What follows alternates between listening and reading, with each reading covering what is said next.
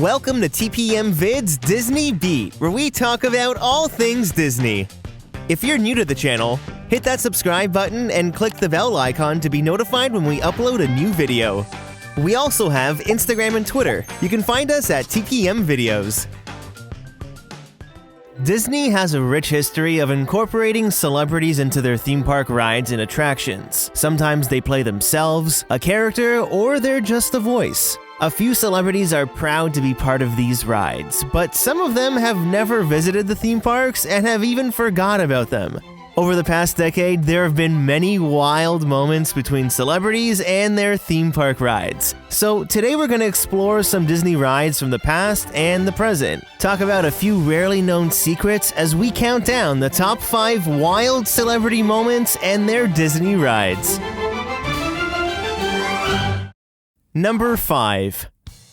Aerosmith frontman Steven Tyler has visited his rock and roller coaster at Disney's Hollywood Studios many times since the ride opened in July of 1999. He's really proud of it. I knew that it would be nothing short of a ride to the moon and back, and then when I heard it was a rock and roller coaster, it was like, what's the question? We're there.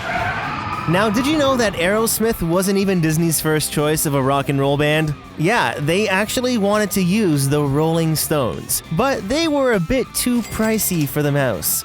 I mean, now, can you imagine anyone else but Steven Tyler suggesting we get those backstage passes? I love that idea. How about some backstage passes? This pre-show was packed with stars. The manager is played by actress and writer Ileana Douglas. At the time, she would have been most known for her roles in Martin Scorsese films and even an episode of Seinfeld. I know, one of my great claim to fame.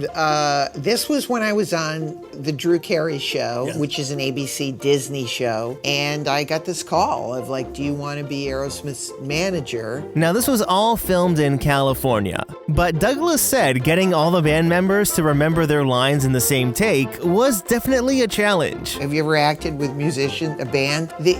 I would come in and all they had to do was talk, and their line would be like, we'll ask our manager. I'd like to introduce our lovely manager. I'd come on and he'd be, we'll ask our like manager. When I walk on, I'm the manager. Oh, and you know the sound engineer? Well, that's actor Ken Marino. At the time, he was most known for his role on the MTV sketch show The State.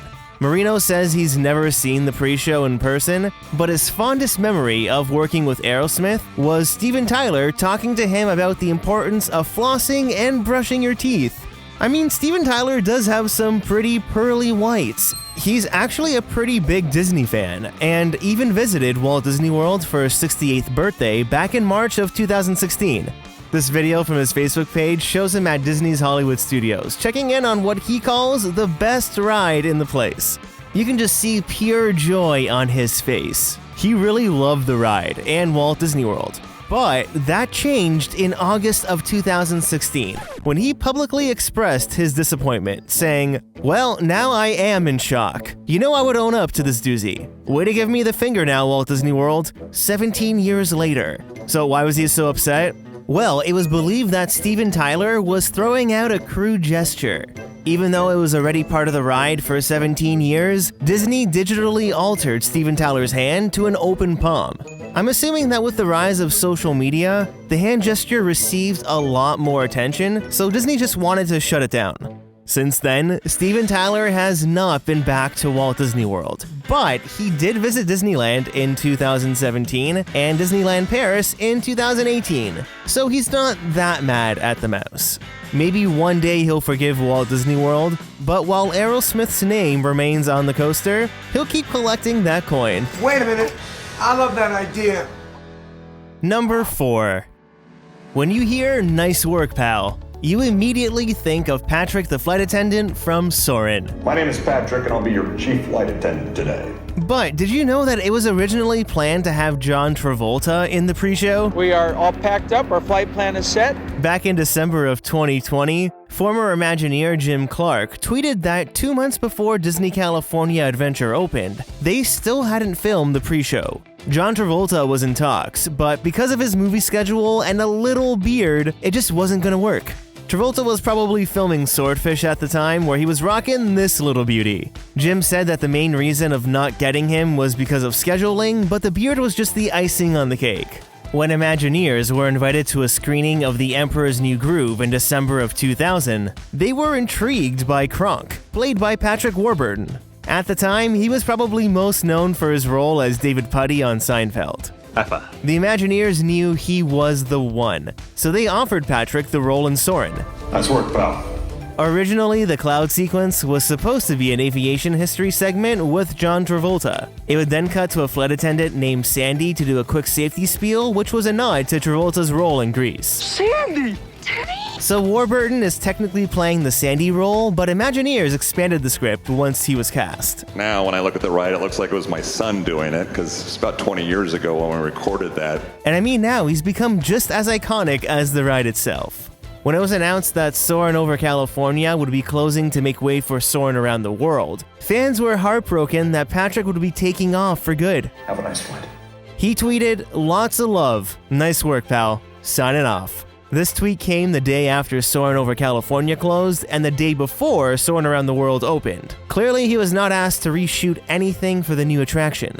Disney fans were coming to terms with losing the voice of Kronk on Soarin'. But the day Soarin' around the world opened, Patrick tweeted, "I really didn't fake my own funeral. I'm surprised and filled with joy to still be flying with you on hashtag Soarin' over California," which was now called Soarin' around the world. I love to embarrass my kids on that, because I'll pop in, and I'll be in line with my kids, and nobody else in line has any idea that the guy popping up on screen is standing next to him until I say, "Hey, everybody be quiet, I love this guy." Now, Imagineers were sneaky and used some Disney magic to get rid of references to Soarin' over California. First, they digitally removed the Soarin' logo on the wall behind him. See these flyaway hairs in the original video? Well, they're gone now in the new one. They just keyed around Patrick and added a new background. Then they used the take where he just says Soarin' and not Soarin' over California.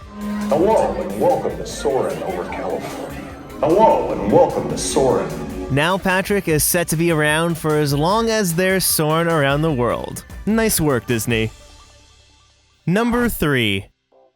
The Universe of Energy Pavilion at Epcot was home to Ellen's Energy Adventure. It opened in 1996 and featured many celebrities, including Bill Nye the Science Guy, the late Alex Trebek, and of course, Ellen DeGeneres. She even had her own audio animatronic on the ride. Take that, you big Poliosaurus!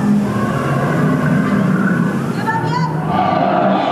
Well, sometime in 2014, the Ellen animatronic was removed due to mechanical issues, and it never returned. When Ellen found out Disney closed Ellen's Energy Adventure, she brought it up on her show in September of 2017, and she wanted to know where her animatronic went. But if anyone from Disney is watching, I want my robot back. It's kind of ironic that she brings this up when she had never bothered to visit the attraction. This episode of her show was probably the first time she had ever seen the animatronic.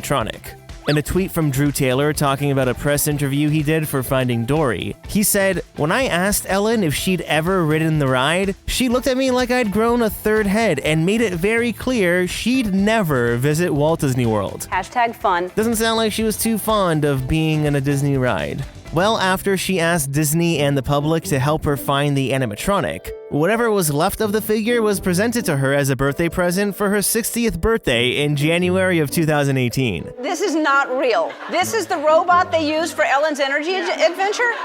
That is so offensive. When the animatronic appeared on the show, it took the internet by storm. The video posted on YouTube was titled, "Ellen's Disney World Dream Turns Out to Be a Nightmare." Everyone was talking about it, and I mean, that's one busted Ellen DeGeneres. But there's an explanation. This is not an actual animatronic figure. It's just the face skin placed on a mannequin head, which is why it looks so deformed, but the red t-shirt and the pants are also original. So what appeared on TV is partially real. But Disney denied sending the animatronic, and that's because they didn't. So who did? Well, as I said before, the Ellen animatronic was removed from the ride sometime in 2014. It was scrapped for parts, which also meant salvaging the face skin and clothes. The skin, as is seen here, ended up at the former Theme Park Connection store in 2015. A collector by the name of Shelby purchased the skin and the clothing. On the World of Micah YouTube channel, Shelby showed off his creepy Ellen animatronic. You can see she looks a lot less busted here since the skin was placed on a proper frame with the back of her head zipped up. But she still doesn't look good. When Ellen asked for leads for the animatronic, Shelby reached out to the show and took her with him to California. Shortly after appearing on The Ellen Show, the remainder of the Ellen animatronic was put up for auction in May. Profiles in History's Animation and Disneyana auction was hoping to fetch anywhere from $3,000 to $5,000 for the figure. It's unknown who the current owner is, but I'm sure this wild nightmare turned into someone's dream. Number 2. When Disney added Captain Jack Sparrow to the Pirates of the Caribbean rides in 2006, guests were amazed at the audio animatronics. It's a little more than spooky. I mean, that's it, isn't it? I mean, it's Captain Jack. Imagineers captured Johnny Depp's mannerisms and movements so accurately that the robots constantly get mistaken for real actors. When Depp first scored the role, he always thought it would be a fun idea to visit the ride as the character. When we did the first Pirates, they showed me around the ride, and I thought it would be so great to just sort of stand there like an animatronic, and then when they come past, you just go, what are you looking at? Well, in April of 2017, Disney did just that. They set Johnny Depp up as Captain Jack Sparrow at Disneyland to promote Pirates of the Caribbean: Dead Men Tell No Tales. Who wants rum? So do I. Bring it. People on social media went wild as guests caught Depp on camera. Are you kidding?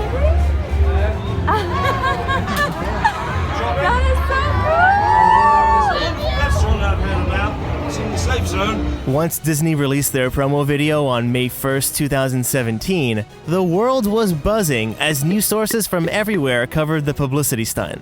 In terms of being a polished 2-minute promo video, it achieved huge success. But as they were filming, Johnny Depp had second thoughts. I did it, I thought it was gonna be. And the boat would come around the corner, you could kind of see it coming, and then I'd go, hello, and I'd start speaking to them, and even speaking to them specifically, you in the purple shirt with the thing and the ears and all, right?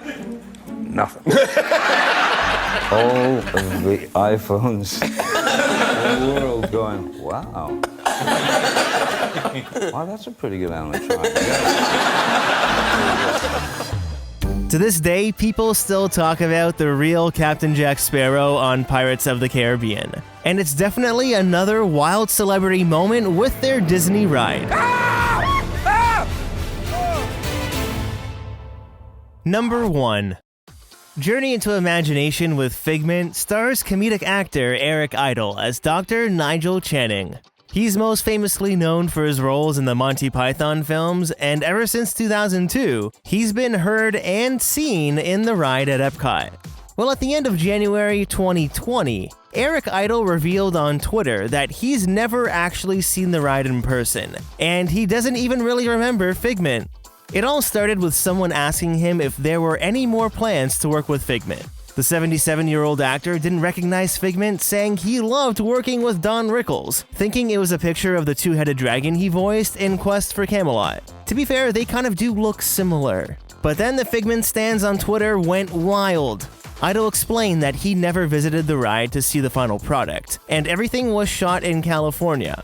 His answers weren't satisfying Twitter, so he then tweeted, "For very stupid people, when we film these things, the animated little isn't really there. It's so on brand, being the comedian that he is, to call Figment the animated little you-know-what." Because of that sketch. Why would I want an awful job like that? Selfies. Hello, I'm Eric Idle, and I'm back here on YouTube to answer some more of your tiresome, ridiculous, and stupid and irritating questions.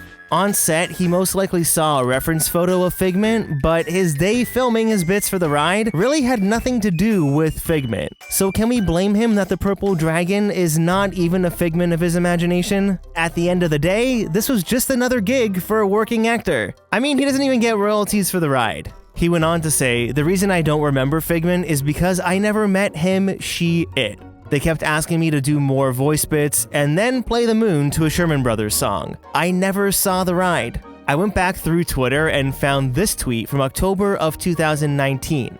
Then Eric responded saying, "Sherman Brothers song. I never saw this. Thanks." which sounds like this was him seeing the ride and the moon for the very first time. He then replied to the same tweet another 2 times about a week later. Eric Idle might be a forgetful person, but what he didn't forget was filming that creepy moon that terrifies us all. Back in September of 2020, that Disney boy on Twitter asked how this was filmed, and Idle replied, "Imagine immersing your face in a bucket of soft rubber cement, and then adding moon skin around that. It was all a fun thing to do. Single camera and green screen. Single whole song takes, I think."